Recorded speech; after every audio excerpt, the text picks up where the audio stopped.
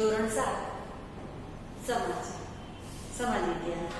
આપણે આગળ જોઈ ગયા છે કે ભાઈ બે મહારાજ્ય પાઠી એમાં રાજા હર્ષવર્ધન વિશે આપણે ઘણું બધું માહિતી મેળવી છે કે ભાઈ એવું કહેવાય છે કે રાજા હર્ષની માહિતી હર્ષચરિત્ર નામના પુસ્તક ઉપરથી આપણને ખબર પડે છે. તેમના સમયમાં લોકોનું જીવન કેવું હતું, લોકો કેવી રીતે જીવન પસાર કરતા હતા, એમની આર્થિક સ્થિતિ, સામાજિક સ્થિતિ, રાજકીય સ્થિતિ કેવી હતી તે આપણે જોયું કે એમણે વિદ્યા અભ્યાસ માટે 100 ગામ જેટલા દાન કર્યા હતા અને નાલંદા વિદ્યાપીઠ મોટી સ્થાપી હતી. ત્યાંના આચાર્યો વગેરે વિશે આપણે માહિતી મેળવી. એમાં આપણે એક વસ્તુ પણ જાણ્યું કે ભાઈ ચીનમાંથી એક બૌદ્ધ સાધુ જેનું નામ હતું ગુએન શ્યામ નામનો બૌદ્ધ સાધુ આપણા ભારતમાં ભ્રમણ કરી અને ઘણી બધી પરિસ્થિતિનું અવલોકન કરી અને એમના દેશમાં એ બધી માહિતી લઈ ગયો હતો. અને એની નોંધપોથી દ્વારા આપણને ખબર પડે છે કે ભારતનું લોકજીવન કેવું હતું, ભારતની સામાજિક, આર્થિક અને રાજકીય પરિસ્થિતિ કેવી હતી એની નોંધપોથી દ્વારા ખબર પડે છે. હવે રાજા હર્ષવર્ધન જે ઉત્તર ભારતનો રાજા હતો કે ભાઈ ભારતનું અડધું રાજ્ય એટલે કે જે ઉત્તર ભારત નર્મદા સુધી આવીને અટકી ગયું હતું એ આપણને ખ્યાલ છે. ત્યાં સુધીનો રાજા હતો એક મહાન પરાક્રમી હર્ષવર્ધન. એના જેવો એક બીજો રાજા જેનું નામ છે પુલકેશી બીજો, એ હર્ષ જેવો જ પ્રતાપી અને બહાદુર હતો. એણે પોતાની રાજધાની વાતાપી બનાવી હતી જે દક્ષિણ ભારત સુધી સીમિત હતું. દક્ષિણ ભારત રાજા પુલકેશી બીજા, જ્યારે ઉત્તર ભારત હર્ષવર્ધન. આપણે જોયું કે આ સમયે દક્ષિણ ભારતમાં રાજા હર્ષ જેવો જ એક પરાક્રમી રાજા થઈ ગયો છે જેની સામે યુદ્ધમાં હર્ષની હાર થઈ હતી. બે આપણને ખબર છે કે હર્ષ એક બહાદુર પરાક્રમી રાજા હતો, છતાં પણ એના કરતા એની હાર કોની સાથે થઈ? ભાઈ પુલકેશી બીજાને. એટલે પુલકેશી બીજા એના કરતા પણ વધુ પરાક્રમી હતો. હવે પુલકેશી બીજાની રાજગાદી સુધીની સફર, ભાઈ રાજગાદી એને કેવી રીતે પ્રાપ્ત થઈ, એણે રાજગાદી સુધીની કેવી સફર કરી એ આપણે હવે માહિતી આગળ જોઈશું. ભાઈ દક્ષિણ ભારતમાં ચાલુક્ય જે આપણે કૌંસમાં જોઈએ છે કે સોલંકી વંશ, સોલંકી વંશમાં વાતાપી નગરમાં બાદામી જે હાલ આપણે કર્ણાટક એની રાજધાની હતી, રાજ્ય ચલાવતો હતો. તેમનું રાજ્ય સારી રીતે વિસ્તરેલું હતું, એટલે વિસ્તરેલું એટલે વધારે હતું. પુલકેશી પહેલો તેનો એ બળવાન રાજા હતો. પુલકેશી પહેલો વાતાપીનો બળવાન રાજા હતો અને તેને અશ્વમેઘ યજ્ઞ કરાવ્યો હતો. ભાઈ અશ્વમેઘ યજ્ઞ તમને ખબર છે કે ભાઈ અત્યારે આપણે કે ધારો કે રામાયણ સિરિયલ જોઈ છે આપણે, એમાં રામ ભગવાને કે અશ્વમેઘ યજ્ઞ કરાવ્યો હતો કે ભાઈ અશ્વ જ્યાં જ્યાં જાય ત્યાં એની પર એક ચિઠ્ઠી લખેલી હોય કે ભાઈ આ રાજ્ય આ રાજાનું છે, કે જે રાજ્ય અશ્વમેઘ યજ્ઞ કરાવે એનું. એટલે એ રાજાઓ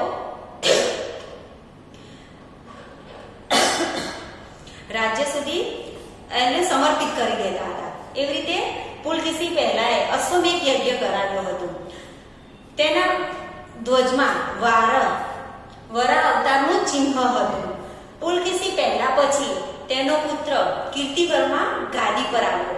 પુલકેશી પહેલા પછી તેનો પુત્ર કીર્તિવર્મા ગાદી પર આવ્યો અને એના પછી એનો ભાઈ મંગલેશ એ રાજગાદી પર આવ્યો. તેણે વાતાપીમાં નમૂનેદાર એટલે કે ભવ્ય વિષ્ણુ મંદિર બનાવ્યું હતું.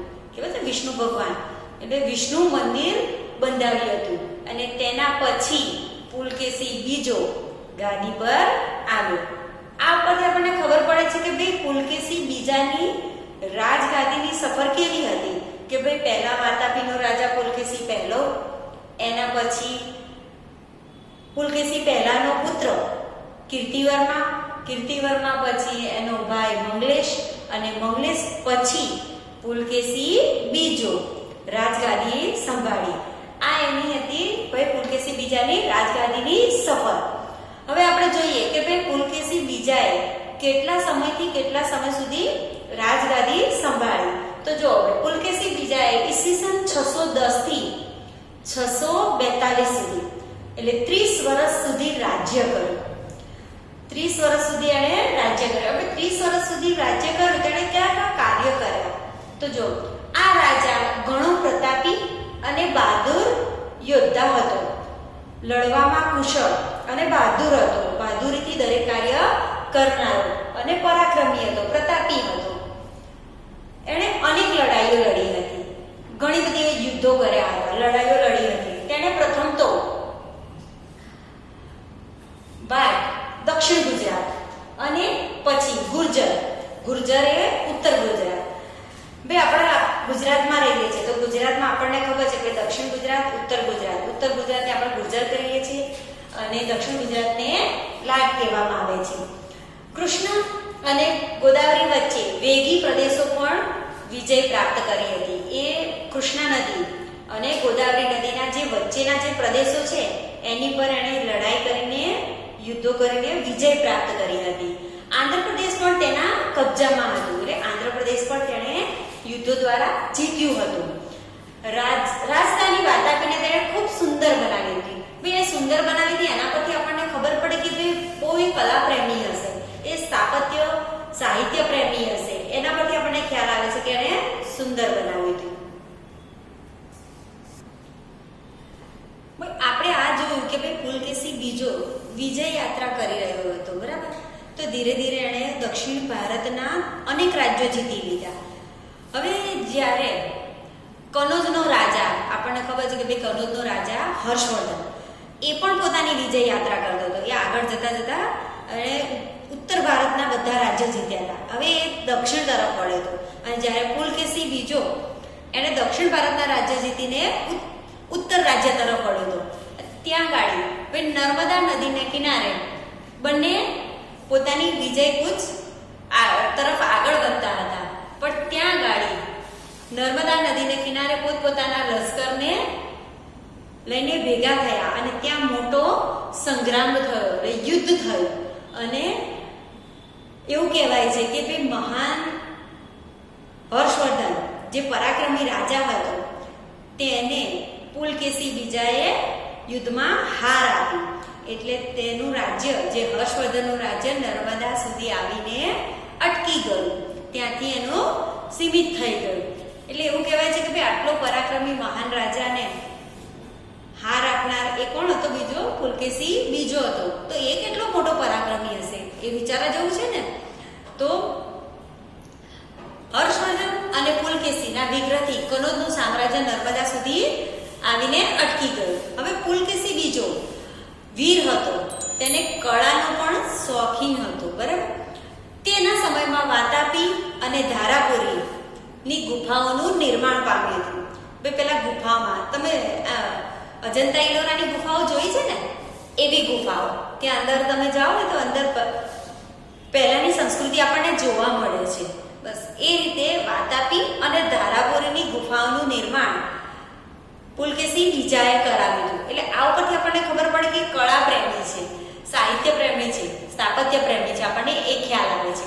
અજંતાની ગુફાના કેટલાક જગ મશહૂર ભીંતચિત્રો એ વખતે બનાવ્યા હતા. કોણે બનાવ્યા હતા ભાઈ?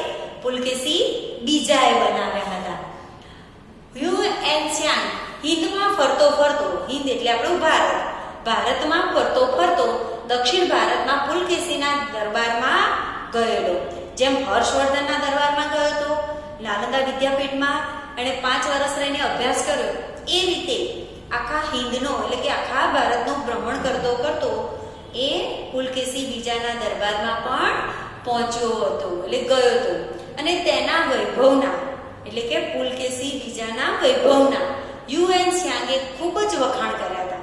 એટલે તમે વિચારો કે આજે એક પરદેશી વ્યક્તિ વખાણ કરે તો એ રાજાનો વૈભવ કેવો હશે, આપણને ખ્યાલ આવે ને. એટલે હ્યુએન ત્સાંગે એ વખતે એના ખૂબ વખાણ કર્યા હતા, એના વૈભવના વખાણ કર્યા હતા. આ રાજાઓ હિન્દુ ધર્મના ઉપાસક હતા. આ રાજાઓ એટલે હર્ષવર્ધન અને પુલકેશી બીજો એ હિન્દુ ધર્મના ઉપાસક હતા, ભક્ત હતા, એમ કહીએ ને તો ચાલે. એ સમયે બૌદ્ધ ધર્મ ધીમો પડ્યો હતો. બૌદ્ધ ધર્મ કેવો પડ્યો હતો? ધીમો પડ્યો હતો. જૈન ધર્મની એક શાખા દિગંબરનો પ્રભાવ વધ્યો હતો. ભાઈ જૈન ધર્મ તો તમને ખબર છે ને, ભાઈ આપણા ઘણા વિદ્યાર્થી મિત્રોમાં જૈન હશે અને એમને એમના ધર્મની માહિતી હશે. તો એ દિગંબર એનો પ્રભાવ વધ્યો હતો. હર્ષ અને પુલકેશી સમકાલીન રાજા હતા. સમકાલીન એટલે એક જ સમયના રાજા, એક જ સમયગાળો હતો. જેમ કે આપણે જોયું કે ઈસવીસન 610 અને આપણે હર્ષનો સમય જોયો કે ભાઈ 606, એ રીતે સમય જોયો એટલે એક જ કાળના રાજાઓ હતા. પણ હર્ષ અમુક યુદ્ધો પછી મન વાળીને બેસી ગયો. એટલે આ ઉપરથી આપણને ખબર પડે છે કે હર્ષ કેટલો સંતોષી રાજા હશે. એને એક વખત યુદ્ધમાં હાર મળી એટલે એ પોતાનું રાજ્ય સીમિત કરીને બેસી ગયો. એટલે એના પરથી આપણને ખ્યાલ આવે કે એક સંતોષી રાજા હતો. પુલકેશીએ એ ન કર્યું, કારણ કે પુલકેશી એક પરાક્રમી બહાદુર યોદ્ધા હતો અને એ જિજ્ઞાસુ હતો. એને કંઈક વધુ મેળવવાની એક લાલસા વાળો હતો. એટલે એને યુદ્ધ વાળીને બેઠો નહીં. પરિણામે કાંચીવરમના પલ્લવ વંશના રાજા, એ વખતે આપણા દેશમાં ઘણા મહારાજાઓ રાજ્ય કરતા હતા. એમાં એક વંશ છે પલ્લવ વંશના રાજા સાથેના યુદ્ધમાં યુદ્ધ કરતા એટલે કે લડતા લડતા પુલકેશી બીજાનું અવસાન થયું. આ રીતે પુલકેશી બીજાનું અવસાન ઈસવીસન 642માં થયું. આપણે રાજગાદી સુધીની સફર પણ જોઈ અને પુલકેશીનું રાજ્યનો સમયગાળો એટલે કે 30 વર્ષ સુધીનો આનો સમયગાળો હતો. એટલે 610 થી 642 સુધીનો પુલકેશી બીજાએ રાજગાદી સંભાળી અને એણે જે રાજગાદી સંભાળી એમાં એને ખૂબ વૈભવશાળી નગરો બંધાવ્યા હતા. ખૂબ અને કલાનો તો પ્રેમી હતો. આપણે આગળ જોયું કે ભાઈ ધારાપુરીની, વાતાપીની ગુફાઓ, અજંતા ઇલોરાની ગુફાઓ એણે બંધાવી હતી. હર્ષવર્ધન એના મૃત્યુ પછી 5 વર્ષ પછી અવસાન પામ્યો. હર્ષવર્ધન ક્યારે અવસાન પામ્યા કે જ્યારે પુલકેશી બીજો ઈસવીસન 642માં મૃત્યુ પામ્યો. એ પછી ઈસવીસન 647માં હર્ષવર્ધનનું મૃત્યુ થયું. એટલે 5 વર્ષ સુધી વધારે જીવ્યા. પ્રાચીન હિંદના ઇતિહાસમાં તેઓ છેલ્લા હિન્દુ રાજા હતા. બરાબર, આપણે દેશ હિન્દુ ધર્મને માનનારો દેશ છે અને એવું ગણાય છે કે ભાઈ હર્ષવર્ધન પ્રાચીન એટલે બહુ જૂનું એમ. એમાં છેલ્લા હિન્દુ ધર્મના રાજા કહેવાય છે હર્ષવર્ધન. આ ઉપરથી આપણને ખબર પડે છે કે એ બે મહાન રાજાઓ થઈ ગયા. એમનું સામ્રાજ્ય વિસ્તારવાની, એ સામ્રાજ્ય કેટલું એમણે આગળ વધાર્યું, એમણે પ્રજાનું જીવન કેટલું સુખી કર્યું, સ્થાપત્ય, કલા, આ ઉપરથી આપણને ખ્યાલ આવે છે કે બહુ મહાન. એટલે પાઠનું નામ છે કે બે મહારાજ્ય. જો આપણે સ્વાધ્યાય પર આવીશું. ભાઈ ટૂંકમાં ઉત્તર લખો એવું કહ્યું છે કે ભાઈ હર્ષવર્ધન અને પુલકેશી બીજાનો રાજ્ય વિસ્તાર દર્શાવતા નકશાનો અભ્યાસ કરી તેમના પ્રદેશોના મુખ્ય નકશાને નગરોને નદીઓ લખો. તો આપણે મેં તમને આગળ ચલાવ્યું ત્યારે નકશો બતાવ્યો હતો કે તમારી બુકમાં નકશો હતો અને એમાં નગરો પણ બતાવ્યા છે કે ભાઈ હર્ષવર્ધને કેટલા ઉત્તર પ્રદેશમાં મેં તમને કહ્યું હતું કે ભાઈ પિંક કલરનું છે ત્યાં એ બધું રાજ્ય હર્ષવર્ધનનું છે. જ્યારે દક્ષિણ ભારતમાં પુલકેશી બીજા, એમાં જે નદીઓ છે એ તમારે દર્શાવવાની છે અને નગરો પણ તમારે દર્શાવવાના છે. પુલકેશી બીજા અને હર્ષ એ બંનેનો વ્યક્તિત્વમાં તફાવત. વ્યક્તિત્વમાં તો એવું કહેવી શકાય કે ભાઈ હર્ષ અને પુલકેશી બીજો બંને પરાક્રમી અને પ્રતાપી અને બહાદુર રાજા હતા. કલાપ્રેમી પણ હતા અને સાહસી હતા. તફાવત એટલો કહી શકાય કે ભાઈ હર્ષવર્ધન એક સંતોષી રાજા હતો. એ ખાલી એટલો થોડો તફાવત પડી શકે છે. યુએનસીઆન પોતાની સાથે પુસ્તકો, અવશેષો અને મૂર્તિઓ શા માટે લઈ ગયો, ચીન લઈ ગયો હશે? તો શા માટે લઈ ગયો હશે? તમને કોઈને કોઈ ખ્યાલ ખરો? આપણે આખો પાઠ ભણ્યા છીએ તેની પરથી આપણને ખ્યાલ આવે કે ભાઈ એની નોંધ પોથી એને તૈયાર કરેલી અને એની નોંધ પોથી દ્વારા જ આપણને ખબર પડે છે કે ભાઈ હર્ષનું ચરિત્ર કેવું હતું, કે હર્ષ કેવું જીવન જીવતો હતો, ત્યારની સમાજ, રાજકીય અને આર્થિક પ્રવૃત્તિ શું હતી, એ બધી માહિતી મેળવવા માટે અને ભારતનું લોકજીવન, ભારતની ધાર્મિક બાબતો, પુસ્તકો એ જાણવા માટે એ ચીનમાં લઈ ગયો હતો. હર્ષવર્ધનની સત્તા મળતા જ તેને કોણે મુક્ત કરાવી?